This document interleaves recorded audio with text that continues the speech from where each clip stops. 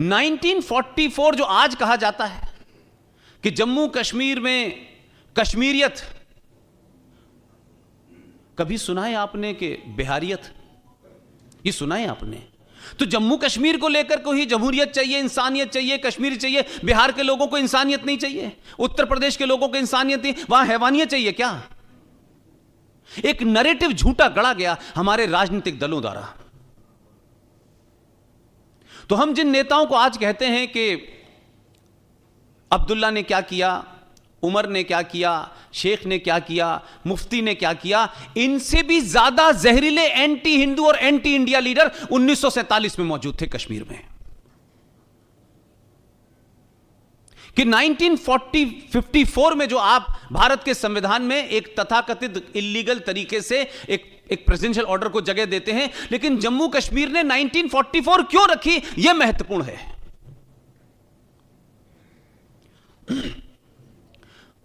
1944 आप सबको पता होगा कि 1940 में लाहौर के अंदर, उर्दू में उसे कहते हैं करारदाते पाकिस्तान, पाकिस्तान बनने का रेजोल्यूशन पास हुआ 1940 में लाहौर में। 1940 के बाद जो समझदार लोग थे, जो ये मान चुके थे कि पर्दे के पीछे पाकिस्तान के क्रिएशन को मान लिया गया है, ये कब लागू होगा सिर्फ इतना ही है, सबको पता था, ओपन था, इसमें कोई छुपा के तो उन्होंने अधिवेशन किया नहीं था और उसमें रेजोल्यूशन पास नहीं किया था। तो बहुत सारे लोग जम्मू कश्मीर की तरफ उन्होंने रुख करना शुरू किया, क्योंकि उस जमाने जम्मू एक ही ट्रेन चलती थी सियालकोट से। लेकिन सनातन संस्कृति वालों के साथ में दिक्कत यह है कि जब तक फरसा लेके दरवाजे पे कोई ना खड़े हो तब तक वो मानते ही नहीं कि खतरा आया। जब वहां डिस्टरबेंस होने लगे तो 1944 से लेके 47 और 47 से लेके 54 तक मात्र 5600 परिवार उस वक्त के उस कश्मीर और वेस्ट पाकिस्तान के उस इलाके से जम्मू की तरफ भागे और वो आकर के जम्मू कश्मीर में बसे। लेकिन मैंने जो अभी कहा कि उस वक्त की लीडरशिप जो जम्मू कश्मीर में थी वो कितनी एंटी हिंदू और एंटी इंडिया थी, ये उस जहन को बताने के लिए मुझे आपको ये रेफरेंस देना पड़ रहा है जिसके बारे में देश ने नहीं बताया आपको। वो 5600 परिवारों में हिंदू थे, डोगरा थे, सिख थे, जैन थे, बौद्ध थे, एक भी मुसलमान नहीं था। और वो 44 के बाद आए और जम्मू कश्मीर में बस गए।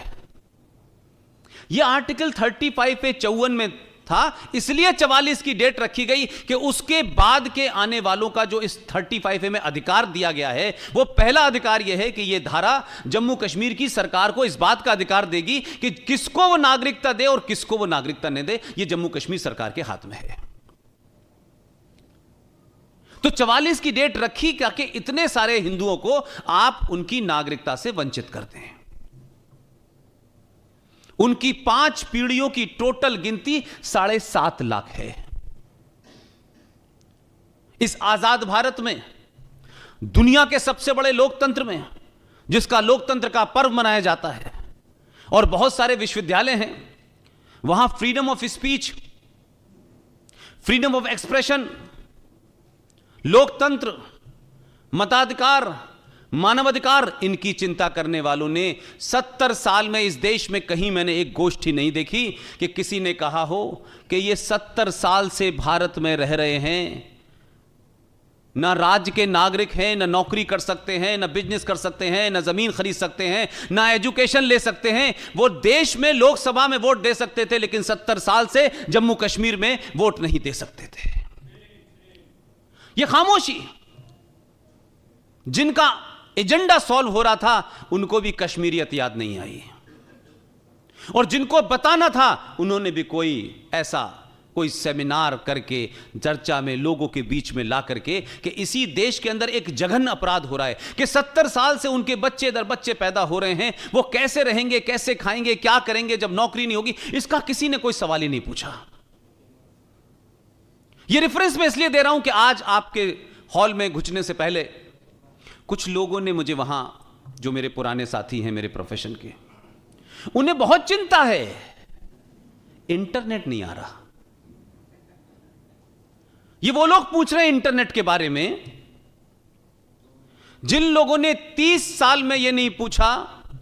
कि जिस जिहाद की और इस्लामिक आतंकवाद की फैक्ट्री जम्मू कश्मीर में पिछले 70 साल से चल रही थी, जिस इस्लाम के नाम पे, मजहब के नाम पे मस्जिदों का इस्तेमाल करके आपने 5.5 लाख कश्मीरी हिंदू पंडितों को मारा, रेप किया, मर्डर किया और अपने देश में उनको एक्सोडस करके शरणार्थी बना दिया। कभी कोई नहीं गया पूछने कि भाई इनका भी कोई इंटरनेट आएगा कि नहीं आएगा, ये कैसे रह रहे हैं, इनके बच्चे कहां रह रहे हैं, ये जिंदा भी हैं कि मुर्दा हैं, इन्होंने होली मनाई, दिवाली मनाई, लेकिन नहीं हुआ।